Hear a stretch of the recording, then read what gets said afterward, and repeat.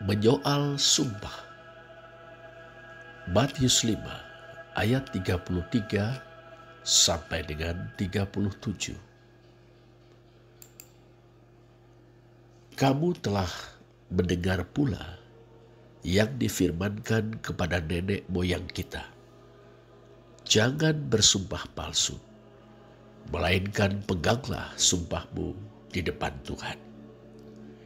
Tetapi aku berkata kepadamu, jangan sekali-kali bersumpah, baik demi langit, karena langit adalah tata Allah, maupun demi bumi, karena bumi adalah tumpuan kakinya, ataupun demi Yerusalem, karena Yerusalem adalah kota raja besar. Janganlah juga engkau bersumpah demi kepalamu, karena engkau tidak berkuasa memutihkan atau menghitamkan sehelai rambut pun. Jika ya, hendaklah kamu katakan ya. Jika tidak, hendaklah kamu katakan tidak. Apa yang lebih daripada itu berasal dari si jahat.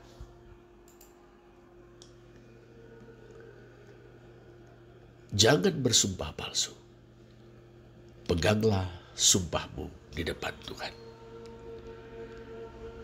Ujaran luhur ini, saudara, tidak asing bagi orang banyak, baik murid-murid Yesus maupun massa rakyat yang menyimak ajaran laki-laki bersandal dari Nazaret itu. Betapa tidak, nenek moyang mereka telah diajar untuk menghormati Tuhan, Yahweh Allah mereka. Demikian juga mereka. Memegang sumpah adalah terkait erat dengan penghormatan kepada Dia. Perhatikanlah Keluaran 20 ayat 7, Ulangan 5 ayat 11, Imamat 19 ayat 12. Bilangan 30 ayat 2, Ulangan 6 ayat 3, 22 ayat 21 sampai dengan 23. Apa sih artinya bersumpah? Bersumpah adalah memanggil saksi. Saya membuat pernyataan A kepada si fulan. Saya menegaskan bahwa pernyataan saya benar, bisa dipercaya. Untuk mengukuhkan atau meneguhkan kebenaran pernyataan A kepada si fulan, saya memanggil Allah sebagai saksi. Saya bersumpah demi Allah, sudah semestinya si fulan percaya. Saya membuat janji A kepada si fulan. Saya menyatakan bahwa janji saya benar. Niscaya saya tepati. Untuk meneguhkan kebenaran janji A kepada si fulan, saya memanggil Allah sebagai saksi. Saya bersumpah demi Allah, Dia yang Maha Tahu. Sudah seharusnya si fulan percaya. Saudara, memegang sumpah berarti melaksanakan apa yang telah dinyatakan atau menepati apa yang telah dijanjikan. Sekalipun tidak menguntungkan saya akan tetap melaksanakannya. Kendati merugikan saya akan tetap menepatinya. Saya tidak akan ingkar, saya tidak akan berdusta, saya tidak akan melanggarnya. Sumpah saya benar, bukan sumpah palsu. Sebab saya menghormati Tuhan, Yahweh, Allah saya, saksi yang Maha Tahu itu. Suara hati saya telah dibentuk oleh rasa hormat kepada Allah. Saya tidak berani bersumpah dusta.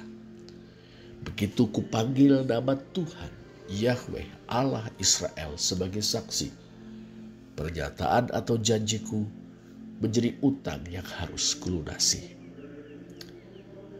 Dalam kenyataannya saudara, ada orang-orang yang berusaha menyiasati sumpah. Si Polan bilang A kepada si Fulan. Ia menjanjikan A kepada si Fulan. Supaya si Fulan percaya, si Polan bersumpah. Tetapi si Polan tricky, licik. Ia menggunakan istilah-istilah yang bagi si Fulan bermakna X, sedangkan baginya bermakna Y. Misalnya, si Polan berjanji akan melunasi utang kepada si Fulan. Ia bersumpah demi langit, atau demi bumi, atau demi Yerusalem, atau demi kepalanya sendiri. Bagi si Fulan, bersumpah demi langit, demi bumi, demi Yerusalem, atau demi kepala si Polan, sama saja dengan bersumpah demi Allah. Sebab langit adalah tahta Allah, bumi adalah tumpuan kakinya, Yerusalem adalah kota yang telah dipilihnya untuk bersemayam di tengah-tengah umatnya, dan kepala si Polan bisa dibuat Allah menjadi ubanan. Oleh karena itu saudara, si Fulan mempercayai pernyataan atau janji si Polan. Si Fulan percaya bahwa si Polan akan melaksanakan atau menepatinya. Akan tetapi saudara, si Polan berpikir lain. Sumpahnya sama sekali tidak ada hubungannya dengan Allah. Bersumpah demi langit, ya bersumpah demi langit.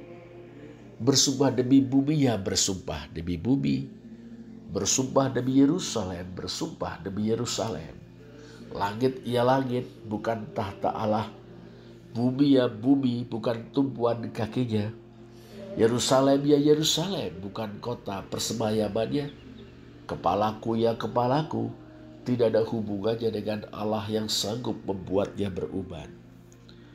Satu istilah dengan dua makna yang berbeda. Ini bukan sekedar miskomunikasi atau misunderstanding. Ini manipulasi makna. Ini pelecehan terhadap makna komunikasi. Pemaknaan gaya si Polan, saudara, tentu bukan tanpa tujuan, yaitu membebaskan si Polan dari keharusan untuk melaksanakan pernyataan atau janjinya kepada si Fulan. Mari kita ikuti cara berpikir si Polan. Bila aku bersumpah demi Allah, aku terikat pada pernyataan atau janjiku kepadamu. Tetapi dengar, aku tidak bersumpah demi Allah, aku bersumpah demi yang lain. Oleh karena itu, aku tidak terikat. Bila aku mengingkarinya, sama sekali bukan masalah. Bersumpah demi Allah, pernyataan memang harus dilaksanakan, janji harus ditepati. Bersumpah demi yang lain, entah langit, bumi, atau Yerusalem, tidak. Dalam ingkarku aku tetap menghormati Yahweh Allahku. Aku melanggar sumpahku, tetapi tetap menghormati Dia, sebab aku tidak bersumpah demi Dia, bukan. Ho, sungguh cerdik. Ya, cerdik dalam arti licik. Saudara, Yesus tahu persis akal-akalan atau tipu-tipu macam ini.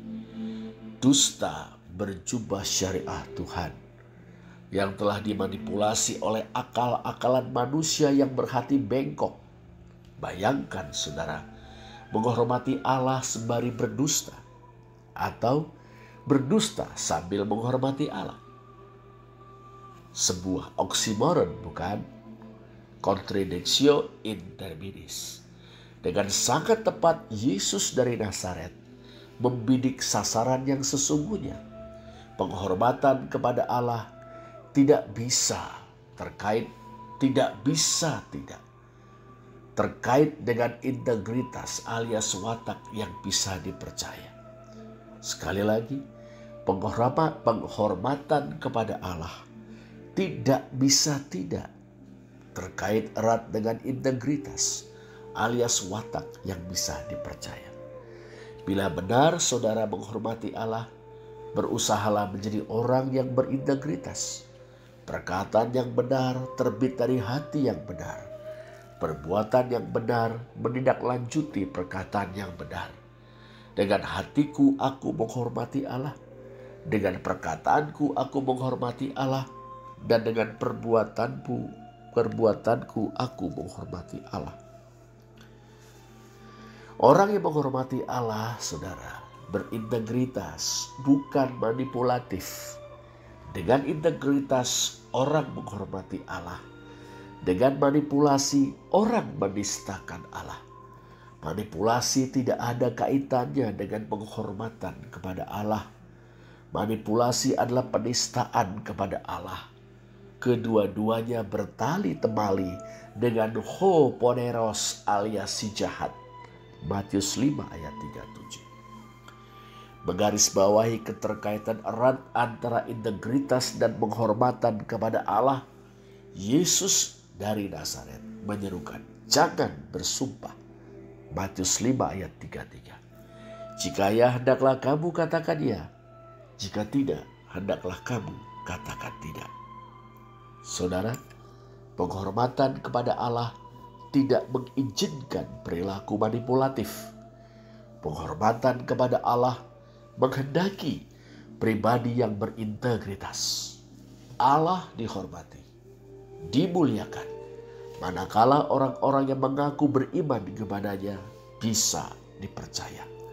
Itu berarti memiliki hati yang benar, berkata benar, dan melakukan yang benar. Mengusahakan kebenaran. Para pengikut Yesus dari Nazaret diajak untuk menghormati Allah dengan menjadi pribadi-pribadi yang bisa dipercaya. Terpujilah Allah.